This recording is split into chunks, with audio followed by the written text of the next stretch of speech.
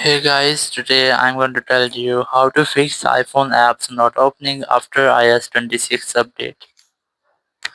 If you're using any iPhone and you have updated your iPhone to iOS 26 or you are having an issue that your apps are not loading or opening, so let's see how can you easily fix that issue. So it might be that there will be any bug into your system. So now how can you easily fix that? First of all, you have to try to disable the settings. So open up your settings. Scroll down to screen time and you will get the option of the content and privacy restriction. You have to make sure that you haven't enabled the setting, or if you have enabled, try to disable the setting.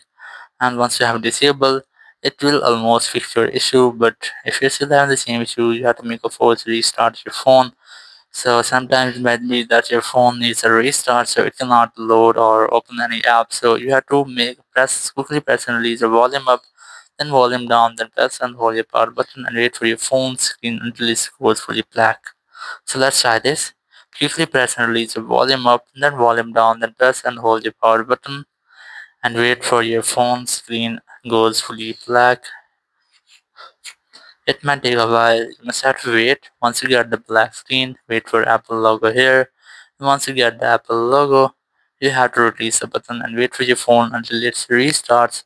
And once your phone has been restarted, you can easily use your phone without an issue. You will not get any issue that your apps are not opening.